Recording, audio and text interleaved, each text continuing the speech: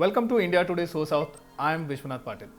Today we are discussing why Karnataka's two prominent communities, Lingayats and Vokkaligas, are fearful of the caste survey report. Several days after Vokkaliga seers rejected the 2015 Karnataka caste survey report, another influential community in the state, the Lingayats, have expressed their dissatisfaction with the report. They called it unscientific and wanted a fresh survey.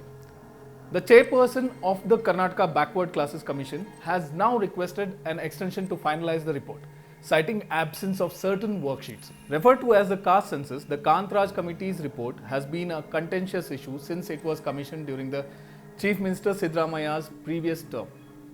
Despite its completion, no government since then to date has officially accepted the report. Delay has been caused due to internal divisions within the ruling Congress party and the opposition from dominant communities. Senior Congress MLA and President of Veershaiva Mahasabha Shamnur Shivshankrappa has labelled the report as flawed. He alleged that the report was written at home. The Veershaiva Mahasabha demanded a thorough review of the report, citing flaws in the data collection process that, according to Shivshankrappa, inadequately represented their community. On the other hand, federations representing Dalits, tribals and other backward castes have demanded that the caste census findings have to be made public. They allege that leaders from dominant communities are blocking the report's release. According to them, sharing the report's findings would provide clarity on caste-wise population distribution, educational, social and economic status, potentially resolving disputes on these issues in the state. And the biggest reason behind blocking the release could be the threat to concentration of power and wealth in the hands of these two dominant communities. Let's look at the original caste survey itself. The groundwork was done during Siddaramaiah's initial term as Chief Minister in 2015. It involved an extensive statewide survey costing 162 crores. Information leaked from the original report in 2018 could shed some light on why the Lingayats and Vokkaligas are against the release of this survey report. The leaked figures indicated the prominent communities like the Lingayats and the Vokkaligas are lower in numbers than commonly believed. The leaked data suggested SCs account for 19% and Muslims at 16% of the population. The Lingayats and Vokkaligas only contribute to 14 and 11% respectively of the state's total population. The OBCs, including Kuruba community, represented 20% of the state population. Collectively, SCs, STs, Muslims and Kurubas comprise a substantial portion of the population at 47.5%. And this is where it has significant implications for the state's political landscape. Why?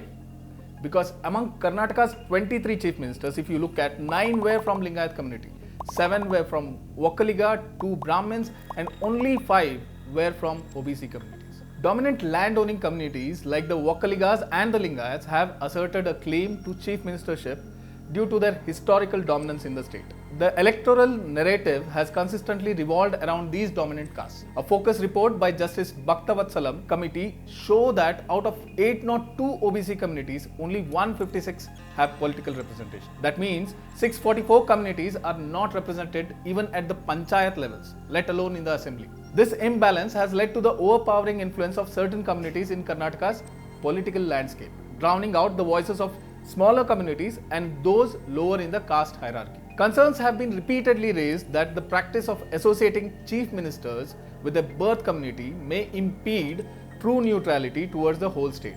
And the numerically smaller castes have faced substantial challenges in aspiring to see one of their own in the top leadership role for the foreseeable future. Even in the most recent Karnataka election 6 months ago, their dominance persisted. The Congress, for instance, fielded 51 Lingayat candidates and 45 Vokkaliga candidates. Among them, 39 Lingayat candidates and 21 from the Vokkaliga community emerged victorious. Now, with the release of the caste survey, as expected, we'll have two possible outcomes. One, it will create political instability within the Congress.